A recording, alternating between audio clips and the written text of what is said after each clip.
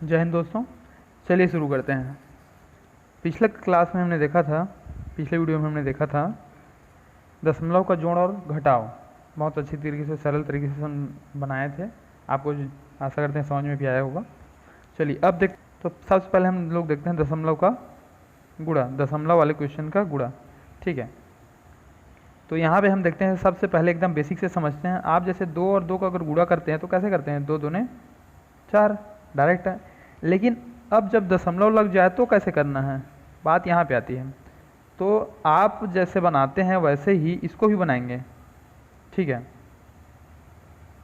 इसको हल करते हैं तो ये हो जाएगा 2 दूने 4 और 2 दूने 4। आप इमेजिन आपको करना पड़ेगा कि इसमें दशमलव नहीं लगा हुआ है जब गुणा करेंगे उस वक्त। तो उसके बाद जब हमारा आंसर आ जाए तब उसमें हम दशमलव लगाएंगे। तो देखिए, इधर एक संख्या के बाद दशमलव लगा है तो एक संख्या बाद आप दशमलव लगा देंगे, यही आपका आंसर हो जाएगा। समझ में आ गई बात? आगे देखते हैं, बिल्कुल आपको समझ में आएगा, बस आप धीरे से चलिए। देखिए कैसे बनता है। अब देखिए, इसमें हम सिर्फ एक साइड में दशमलव लगाए थे, अब इस बार अगले क्वेश्चन में दोनों साइड दशमलव लगाएंगे, तब क्या होता है। ठीक है, मान लीजिए इसी को ले लेते हैं 2.2। इसमें आपको गुणा करना है 2.2 का ही, क्योंकि हम बेसिक से स्टार्ट करेंगे, एकदम छोटे छोटे क्वेश्चन ले रहे हैं ताकि आपको पूरा समझ में आए। अब देखिए, इसको जब हल करेंगे तो 2 दूने 4, 2 दूने 4। मैंने आपको बताया कि बिना दशमलव का ये क्वेश्चन ऐसे करके आपको समझ के हल करना है। सिर्फ आप 22 गुणित 22 का हल कर रहे हैं ऐसे टाइप से, तो इस यहाँ पे क्रॉस लग जाएगा। इसके बाद ये हो जाएगा 2 दूने 4 और 2 दूने 4। जब इसको आप हल करेंगे तो ये 4 हो गया और 4 और 4 8 हो गया और ये 4, इतना आ गया। अब देखिए, आप इधर एक संख्या बाद यहाँ पे एक दशमलव है, एक संख्या के बाद दशमलव है, यहाँ पे एक संख्या के बाद दशमलव है। तो आप एक संख्या यहाँ से, एक संख्या यहाँ से, दोनों मिला के 2 संख्या बाद आप दशमलव लगाएंगे और यही आपका फाइनल आंसर हो जाएगा 4.84। समझ में आ रही बात? चलिए ठीक है, आगे बढ़ते हैं। अगर समझ नहीं आया तो पूछना। मान लेते हैं अब यहाँ पे ऐसे क्वेश्चन ले लेते हैं, जैसे कि 22.5 गुणित 1.11 इतना है, तब कैसे होगा? तो एक का गुणा करते हैं तो ये 5 2 2, यहाँ पे हो जाएगा हमारा ये कट, फिर हो जाएगा 5, ये 2 और ये 2। अब एक बार और कट, यहाँ भी कट। अब हो जाएगा 5 2 और ये 2। अब देखते हैं आंसर हमारा क्या आएगा। यहाँ पे हो गया 5, ये 5 और 2 7, 5 और 2 7 और 2 9, 2 और 2 4 और हो जाएगा हमारा 2। ठीक है,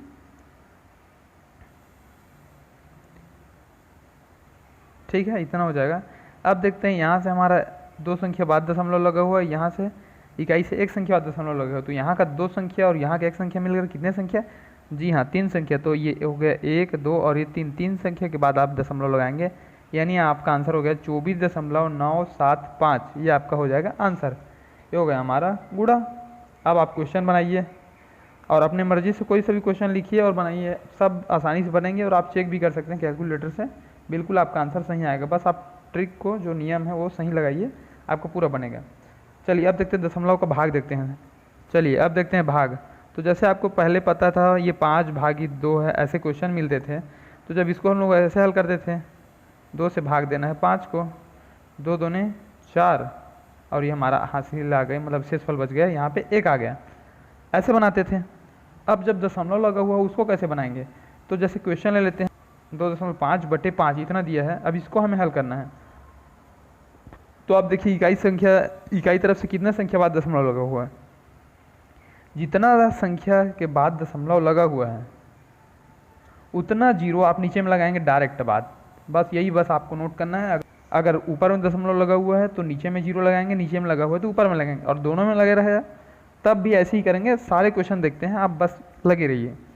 तो देखें 2.5/5 इसको हमें हल करके दिखाना है। तो आप समझिए, इस दशमलव को हटा दीजिए, तो दशमलव हटाए तो क्या लिखा जाएगा? 25 लिखा जाएगा, और ये क्या हो जाएगा? 5। अब मैंने आपको बताया जब एक संख्या बाद दशमलव लगा हुआ है तो यहाँ पे हमारा एक जीरो नीचे लग जाएगा, यही बस आपको समझना है। जब एक संख्या अगर यहाँ पे एक और रहता तो क्या हो जाता? एक और जीरो लग जाता।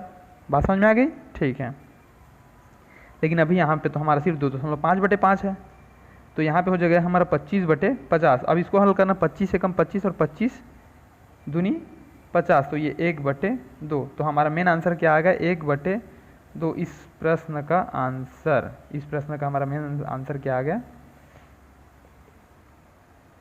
हमारा क्या आ गया, 1/2। समझ में आ गई बात? ठीक है।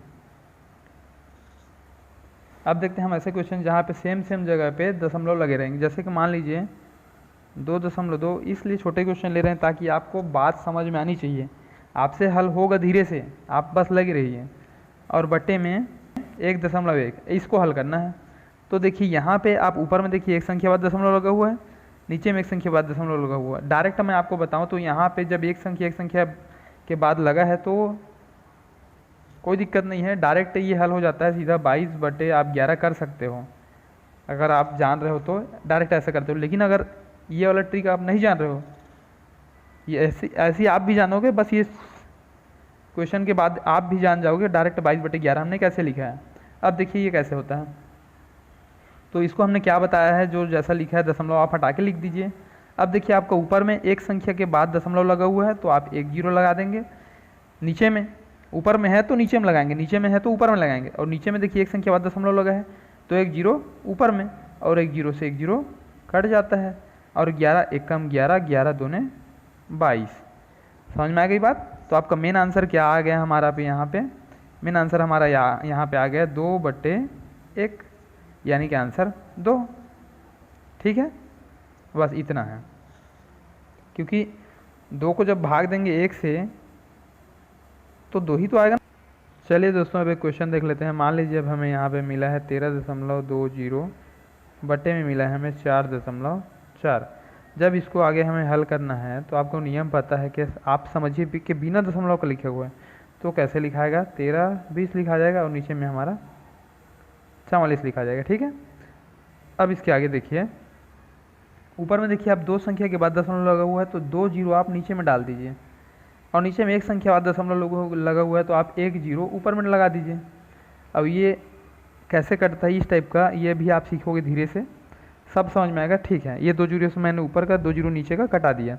अब देखिए मैं 11 का पहाड़ा से पढ़ता हूँ तो 11 चौक 44 होता है, और 11 कम 11 हो गया, 2 इसमें आ गया, और 11 दूनी हो गया 22, यानी कि हमें मिला 12/4। और ये एक बार और 4 से जाएगा डायरेक्ट, 4 एकम 4 और 4 दिया 12। तो हमारा मेन आंसर क्या हो गया, हमारा मेन आंसर हो गया हमारा ये 3।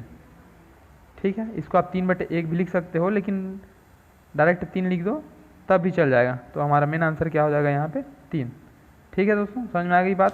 ओके। इतना काट छाट दिख रहा है लेकिन करना पड़ेगा, जय हिंद। तभी जल्दी जल्दी प्रश्न बनाएंगे। जय हिंद।